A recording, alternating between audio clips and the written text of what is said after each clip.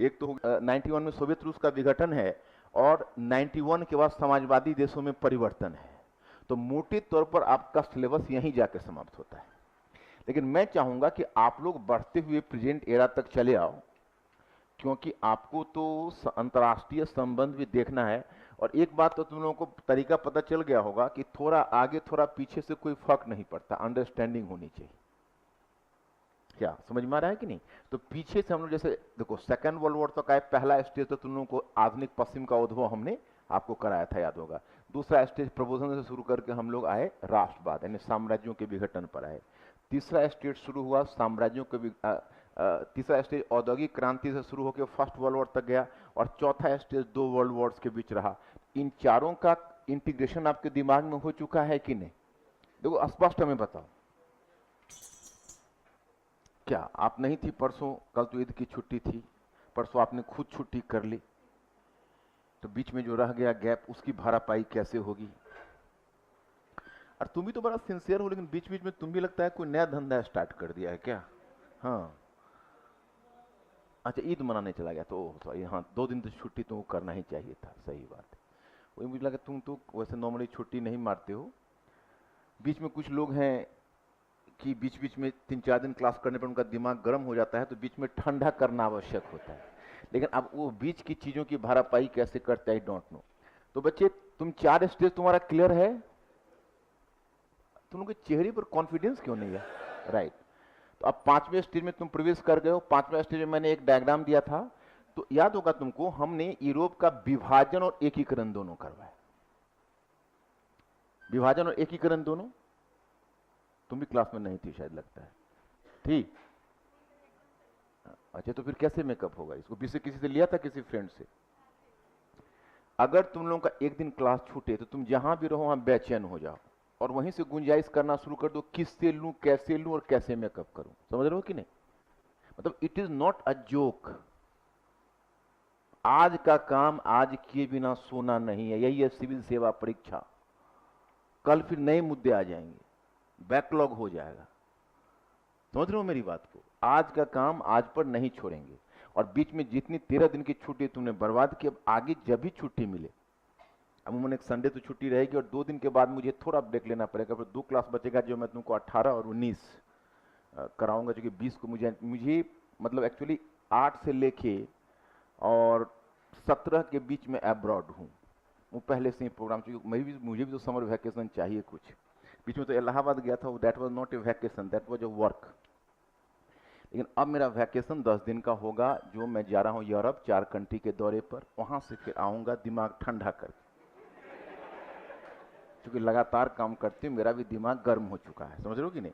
उसके बाद फिर मैं 18 से शुरू करूंगा, तो 6 महीने तक फिर सांस लेने की बात कहाँ होगी। उसके बाद तो समझो कि फिर वही 25 दिसंबर जो क्रिसमस से लेके 1 जनवरी के बीच 2-3 दिन छुट्टी करूंगा, या 4 दिन छुट्टी करूंगा, वही बीच की छुट्टी होगी। अन्यथा आपको संडे के संडे छुट्टी होगी। 23 तारीख से मैं टेस्ट सीरीज शुरू कर रहा हूं, तो उसमें जो बच्चा इस बार का है वो तो कंपल्सरी हो, जो बच्चा अगले साल भी देना चाहता है लेकिन जिसका सिलेबस समाप्त हो चुका है, मतलब जो चारों पार्ट कर चुका है और उसको रिवाइज कर चुका है, वैसे बच्चे उसमें पार्टिसिपेट कर सकते हैं। लेकिन जिन बच्चों का सिलेबस नहीं हुआ है, पार्ट में है, वैसे बच्चों के लिए फिर हमारे विचार में अभी नहीं करना चाहिए। उनको करना, जिसको भी करना चाहिए उसको करना चाहिए सिलेबस कंप्लीट करने के बाद। तो बच्चे, जब मैंने यूरोप का एकीकरण जो आपको बताया हुआ है, यूरोप का, अच्छा बीच में जो 10 दिन की छुट्टी को, तो मैं फिर तुमको काम दे दूंगा, उसको तुम लोग कंप्लीट। तुम लोग को वर्ल्ड हिस्ट्री में बहुत टाइम मिला है, ऐसा सुखद टाइम मिलता नहीं, लेकिन तुम लोगों ने उसको बर्बाद कर दिया। क्या बर्बाद कर दिया? उसको पढ़ के कुछ रिवाइज किया है? मैंने जितना तुम लोगों के लिए, जितना तुम लोगों को मैंने वर्ल्ड हिस्ट्री में टाइम दिया है क्लास में, और जितना तुमको सेल्फ स्टडी का टाइम मिला है, ऐसा मिलता नहीं, और हो सकता है आगामी 5 वर्ष फिर मिले भी नहीं। ये तुम ही लोगों के बैच में ऐसा, नॉर्मली हम 1 महीने की छुट्टी कर देते थे, इस बीच तुम लोगों में छुट्टी नहीं करके धीरे धीरे क्लास जारी रखा, क्योंकि तुम पीटी देने वाले तो थे नहीं, तो उसमें क्लास जारी रहा। और कुल मिला के पीटी का क्वेश्चन देखने के बाद तुम्हें विश्वास हो चला होगा कि इंटीग्रेटेड अप्रोच ही काम आएगा हर जगह। अब जैसे इन्वायरमेंटल इकोलॉजी में कोई हमें बिना कॉन्सेप्ट के फैक्ट्स याद करके दिखा दे, मैं चैलेंज करता हूं, नहीं होगा। कॉन्सेप्ट के बाद हो सकता है मेरा फैक्ट गलत हो जाए, लेकिन बिना कॉन्सेप्ट के फैक्ट हो ही नहीं सकता। तुमको समझ में आ रहा है कि नहीं? वो तो आदमी पागल हो जाए केवल फैक्ट से। हमें तुम कहोगे तो मैं खुद, इसीलिए मैं सबसे पहले जब कोई टॉपिक जब पढ़ता हूं तो पहले मैं ये कोशिश करता हूं, जैसे अगर मेरा बस चले तो कॉन्टेम्पररी मॉडर्न हिस्ट्री और कॉन्टेम्पररी वर्ल्ड हिस्ट्री पहले तुम्हें पढ़ा दूं, तब कहूं कि जीएस में हाथ लगाओ। समझ रहे हो कि नहीं? क्योंकि तुम कॉन्स्टिट्यूशन पर शुरू करोगे तो ब्रिटिश कॉन्स्टिट्यूशन शुरू करोगे, ब्रिटेन के बारे में जानोगे नहीं, संसदीय संस्था के बारे में, तो क्या होता है, वो इफेक्ट नहीं आ पाएगा, तथ्य तो रहेगा। जैसे तुम्हारा लक्ष्मीकांत का ही पॉलिटिक कॉन्स्टिट्यूशन की बुक मैंने देखी, बड़ी चर्चा सुनी बच्चों में, तो मैंने भी एक मंगवाया और देखा कि नहीं, मेरा तो स्पेसिमेन ही दे जाता है, हाँ, जीएस का और ऑप्शनल, तो स्पेसिमेन ही रखा हुआ था उसमें, तो ऑफिस में मैंने लेके देखा, वाकई में वो आदमी ने बड़ी मेहनत की है, क्योंकि एक जगह पर सब कुछ को संजो के रख दिया, लेकिन वो याद नहीं रहेगा बच्चों को। क्या गौर किया है कि नहीं? इतने आर्टिकल्स, इतने फैक्ट्स, और फैक्ट से तो मैं बहुत डरता हूं, क्योंकि फैक्ट्स याद रहता नहीं है, मैं तो खुद अपने स्टूडेंट लाइफ का याद आ जाता है। तो उसको करने के लिए, और पीटी में जरूरी है उसको पढ़ना, उससे पहले तुम लोग एक अवधारणा पॉलिटिक कॉन्स्टिट्यूशन का डेवलप करके तब जो हाथ लगाओगे, तब काम लाइक फैक्ट तुम्हें याद रहेगा। समझ रहे हो ना? काम लाइक फैक्ट तब तुमको याद रहेगा, वही चीज तुम्हारी इकोनॉमी में जाएगी, वही चीज तुम्हारी बाकी सेगमेंट्स में जाएगी। इसलिए बच्चे, तुम पुराना तरीका छोड़ दो, अगर चाहते हो शॉर्टकट रूट से जल्दी निकल के ओवरटेक करके आगे आना, तो पुराने वाले तरीके को छोड़ दो। अब बच्चे, तुम लोगों ने यूरोप का एकीकरण देखा, तो अब यूरोप का एकीकरण यहीं तक नहीं सीमित रहेगा। 1980 के दशक के बाद फिर यह प्रक्रिया शुरू होगी, तब शुरू होगा यूरोपीय यूनियन, और यूरोपीय यूनियन के बाद तब आएगा यूरोपीय संघ, और यूरोपीय यूनियन आएगा, यूरोपीय संघ आएगा, फिर विघटन की प्रक्रिया क्यों शुरू हो जाएगी, ब्रेग्जिट, या किस कंट्रीज में कठिनाइयां, चुनौतियां। तुमने तो देखा कि सेकंड वर्ल्ड वॉर के बाद जो यूरोपीय देश वो आपस में संगठित हो रहे हैं, तो फिर ये प्रॉब्लम क्यों आएगा? समझ रहे हो मेरी बात? ये प्रॉब्लम इसलिए आएगा कि कुछ त्रुटियां रह जाएगी। अब क्या त्रुटियां रहेगी हम लोग आगे देखेंगे। तो तुम भी एक लंबे समय के बाद आए हो, कहां चले गए थे? तो क्यों उतना लंबा क्यों मार दिया? पेपर था? पीटी? अच्छा, पीटी दे रहे थे तुम? ओ, तब तो अच्छा, पीटी तुम तो बीच में क्लास ऑफ नहीं किए थे, तो पीटी इसी 10 दिन पढ़ के दे दिए? अच्छा, घर पर कैसा रहा? मतलब उम्मीद करूं कि मेंस दे रहे हो? अच्छा अच्छा, कितना 100 क्वेश्चन, मतलब 100 मार्क्स, मतलब 98 से 100 तक मुझे लगता है। पिछले साल से ब्रेकअप ज्यादा नहीं जाएगा। अगर 98 किया होगा तो 98 से लेके 100 तक में हो जाएगा। 100 किया है, मतलब 100 मार्क्स है, 52 करेक्ट है, सोर्स सही है ना? ठीक है, क्योंकि देखो हमने देखा कि हिस्ट्री वाला क्वेश्चन भी जो कॉन्सेप्चुअल था, उसको भी जो आंसर निकाला हुआ है, एक दो हमको फोन आया तो हमको लगता है वो आंसर गलत है। जैसे जागीरदारी सिस्टम में नहीं बता दिया कि वो पुलिस सिस्टम और जुडिशियल सिस्टम का राइट था। जो मेड्यूल पढ़ा होगा तुम जानते हो कि एडमिनिस्ट्रेटिव राइट्स तो मुगल देते नहीं थे जागीरदार को, केवल लॉ एंड ऑर्डर में सपोर्ट करना है क्या, लेकिन वो दे रहा है पुलिस राइट भी और जुडिशियल राइट्स भी। तो ये राइट तो फौजदार का होता था, पुलिसिंग वर्क, और जो ये तो फौजदार का। मुगल ने प्रशासन में, यही तो एकता और जागीर सिस्टम में अंतर था, मनसबदार को राइट नहीं मिलता था ना। और नीचे दिया कि जमींदार को राजस्व वसूल करने का अधिकार था, तो ऊपर वाला गलत हो जाएगा और नीचे वाला सही हो जाएगा। सोचो कि सॉरी, हाँ यही था ना, कुछ नीचे तो वही था ना जागीरदार का। तो पॉइंट फर्स्ट जो है वो गलत। अधिकतर जो संस्थान है उनने 1 और 2 दोनों करेक्ट करके दे दिया है उसको। अब बाकी तो हिस्ट्री का क्वेश्चन मैंने देखा नहीं, बाकी लोगों का आंसर, एक दो बच्चा ने पूछा था तो मैंने बताया, तो बताया कि सर अमुक के आंसर सीट में ऐसा है। तो मुझे लगा कि देखो इसमें इस तरह की गलती होना बहुत नेचुरल है, क्योंकि इतना हिस्ट्री के अंदर जाके मनसबदारी जागीरदारी का नुआंसेस लोग समझते नहीं है ना, वो तो ऊपर ही ऊपर खींच देते हैं।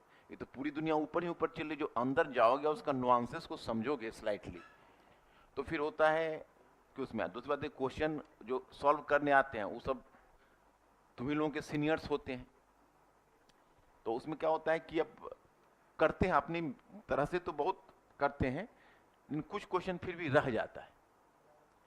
तो ऐसे हमारे विचार से 1-2 क्वेश्चन और हमको रिलीजन वगैरह में लगता है कि होना चाहिए, बल्कि हमको तो लगता है कि वो सभी क्वेश्चन गलत कर दिया होगा, बच्चा लोगों ने देखा होगा लेकिन वो क्वेश्चन गलत हो गया होगा। जैसे एक क्वेश्चन हमको ध्यान आ रहा है कि लैंड रिफॉर्म्स का जो इम्पैक्ट पूछ रहा है, उस सबसे पहला जो ऊपर में ही था वही हो जाएगा, नीचे जो भी चॉइस दिया हुआ था वो नहीं। वही फिर गुप्त काल में जो बिस्टी या बेगार पूछा है, तो उसमें भी एक ही पॉइंट करेक्ट आ रहा है जो कर था। समझ रहे हो कि नहीं? और उसके बाद बाकी जितना चॉइसेस है वो चॉइसेस गलत हो जाएगा। लेकिन एग्जाम हॉल में ऐसे क्वेश्चन को गलत करने की संभावना बहुत ज्यादा रहती है अगर तुम्हारा कॉन्सेप्ट क्लियर नहीं है। लेकिन जैसे एंशिएंट में आपको करवाऊंगा तो मेंस में तुम्हारा कॉन्सेप्ट इतना क्लियर कर दूंगा कि थोड़ा सा तुम प्रीलिम्स पॉइंट ऑफ व्यू से ओरिएंटेशन को अगर थोड़ा सा बदल के देख लोगे, तुम्हारा हिस्ट्री का क्वेश्चन गलत नहीं होगा। अब सबसे बड़ा प्रॉब्लम कर दिया कि जीएस वाले को पूरा हिस्ट्री, एंशिएंट, मिडिल, मॉडर्न, ये तीनों पढ़ाने में कितना टाइम लग जाएगा वो कॉन्सेप्ट तक उसको लाने में। इसलिए तुम लोग तो वैसे भी लाभप्रद स्थिति में हो। 17-18 क्वेश्चन हिस्ट्री का था, हिस्ट्री कल्चर का, और उसमें तुम लोग मार्केट अगर 5-6 क्वेश्चन करेक्ट करेगा नॉन हिस्ट्री वाला उसमें, तो जो हिस्ट्री वाला बच्चा है वह उसमें 14 क्वेश्चन, 13 क्वेश्चन करेक्ट कर सकता है। तो 7 से 8 क्वेश्चन का या 6 से 7 क्वेश्चन का तो तुम वहीं पर लीड ले जाओगे, और 6 से 7 क्वेश्चन का मतलब है 14 मार्क्स प्रीलिम्स में। कितनी बड़ी बात है।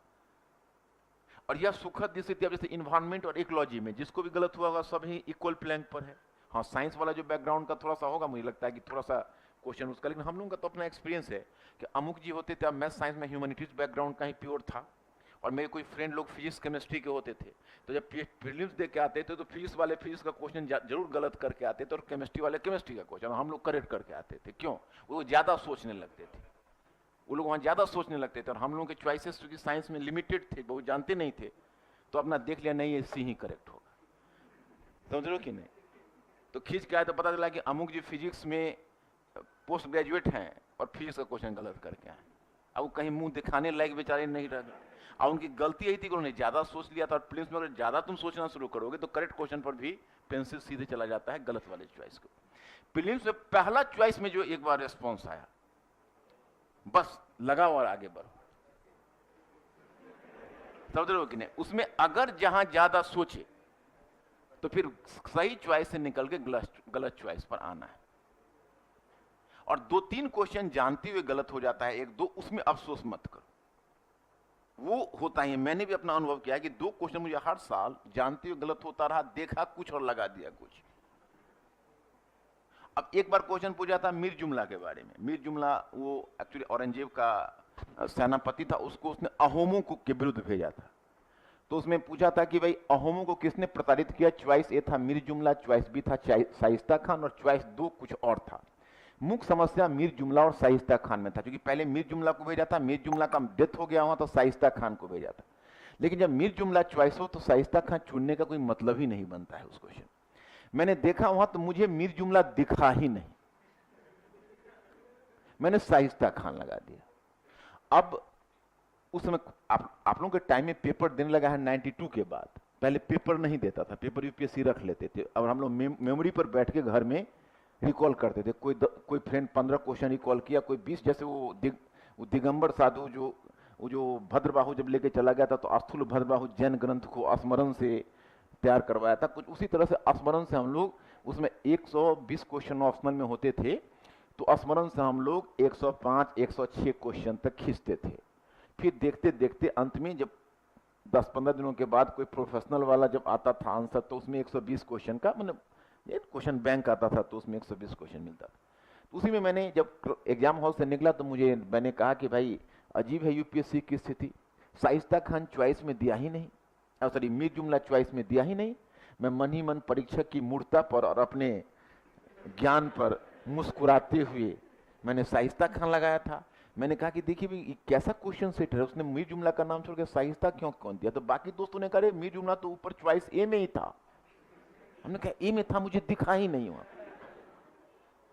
ये सब ह्यूमन एरर मैंने हर बार महसूस किया कि 2 क्वेश्चन ह्यूमन एरर से गलत हो जाता है, उस सबको भी आवश्यक बुराई मानकर। और प्रीलिम्स में देखो, कोई अगर कहता है कि क्वेश्चन बहुत टफ था इसलिए हम फेल कर गए, तो समझे कि अपनी कमजोरी को दूसरे के मत्थे थोप रहा है। क्वेश्चन टफ रहेगा, पूरी हॉल में हाहाकार मचा रहता है। तुम पूछोगे क्वेश्चन नंबर, अच्छा बॉस उस क्वेश्चन का क्या बनाया, तो लगा दिए पता नहीं उसको जन क्या, पूरे इसमें कोई भी एक नहीं आएगा बच्चा सामने जो कहेगा नहीं ये हमने सॉल्व किया। प्रीलिम्स वो लोग उसके लिए फेल नहीं करता है, प्रीलिम्स फेल करता है साधारण क्वेश्चन गलत होता है, सामान्य क्वेश्चन। और सामान्य क्वेश्चन तो गलत होने के लिए ही होता है। अब तुम सोचो ना, तुम्हारा अगर 100 मार्क्स पर सिलेक्शन वो ले रहा है तो तुमको 100 मार्क्स गलती करने की छूट दे रहा है। अब उससे ज्यादा क्या गलती करोगे, तो उससे ज्यादा गलती करनी भी नहीं चाहिए, मतलब आप उसको छोड़ दो। चॉइस अब 100 मार्क्स का।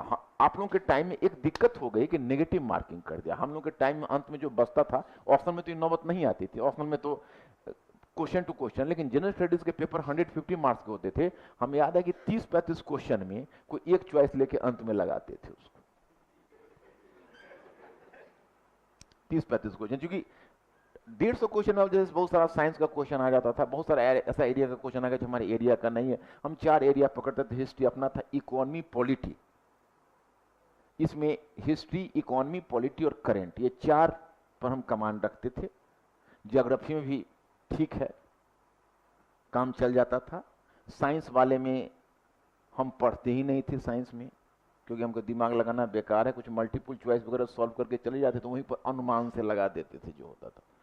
तो उसके बावजूद भी वो जो टचिंग, तुम समझ जाओ कि 90+ में जीएस कहा जाता था। ऑप्शनल में इतना बुलंद था कि आप तुम लोगों के पास ऑप्शनल अगर रहता प्रीलिम्स में तो हम चैलेंज देके प्रीलिम्स तुम लोगों को क्वालिफाई करवा देते। 300 मार्क्स के ऑप्शनल होते थे और 150 मार्क्स के जीएस होते थे। ऑप्शनल में अपना राज था, बच्चे लोग इतना रगड़ते थे 4-5 महीने क्लास में, हर दिन 10 क्वेश्चन, हर 10 क्वेश्चन।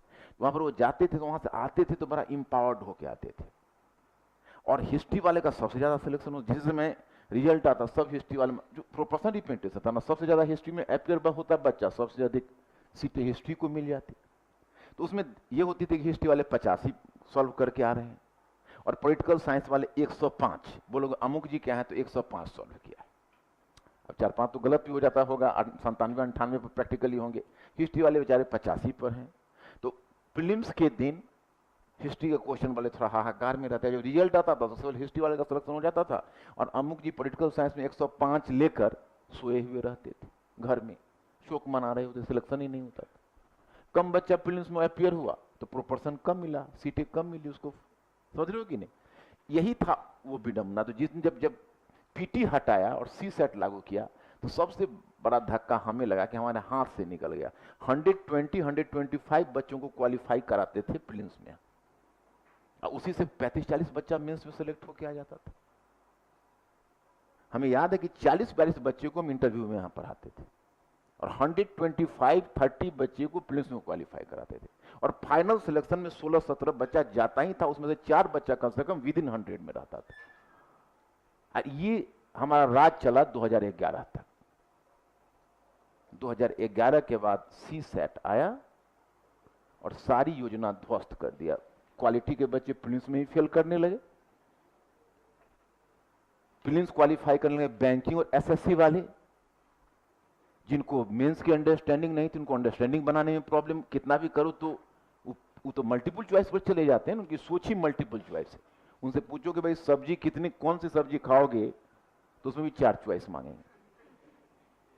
तो ये जो तुम लोगों को जो मैंने बताया, यूपीएससी का जो मेंस होता है, फाइनल सिलेक्शन होता है, उस सोच तुम्हारा क्रिएटिव होना चाहिए। तो वो जो मैंने ये पैटर्न जो तुम लोगों को मैं सिखा रहा हूं, इसका सबसे बड़ा कारण है बच्चों कि तुम्हारी सोच इसके आधार पर। इसलिए बीच में क्लास में ऑफ जिसमें करूं उसमें फिर एक बार तुम लोग रिवाइज करके और उस सोच को तुम लोग क्रिएटिव को बढ़ाते चलना। हम ये नहीं कहते कि सभी लोग उसको कर पाओगे, लेकिन तुम लोगों से जो लोग कर पाए उनको फिर आगे बहुत अच्छा स्ट्रांग स्थिति हो जाएगी।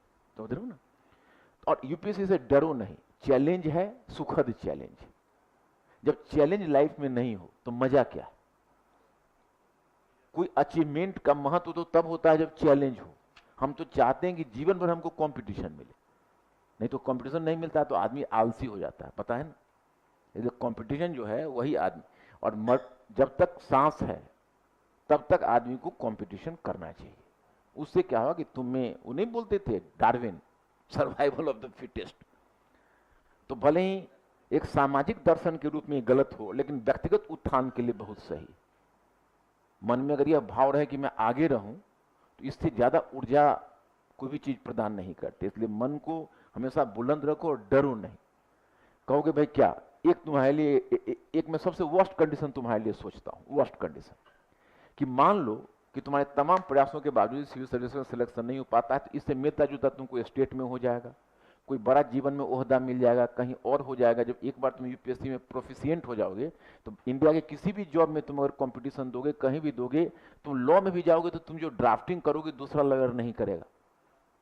तुम कोई भी फील्ड में जाओगे वहां पर तुम एक्सेलेंस करोगे, और नहीं करोगे तो करोगे क्या लाइफ में? बिजनेस तो इससे भी मुश्किल है, और मोदी जी के जमाने में तुमको लगता है कि बिजनेस ही सबसे ज्यादा मुश्किल हो जाए। तो इसलिए सबसे सेफ गेम यही है, खेलो आराम से, कोई डरने की जरूरत नहीं है ना। गार्जियन को छोड़ो, गार्जियन क्या समझते हैं, वो बेचारे क्या पढ़े, वो तो हमेशा हर साल पूछेंगे अच्छा इस साल भी तुम्हारा नहीं हुआ क्या। तो हल्का मुस्कुराओ, कहो पिताजी आप धैर्य रखिए, देखिए क्या होता है। बात ज्यादा गार्जियन की बातों को गंभीरता से मत लो, उन लोग नहीं समझते हैं टेक्निकलिटीज को। उन लोग को लगता है बच्चा गया, हमने पैसा भेजा, अब आउटकम आना चाहिए।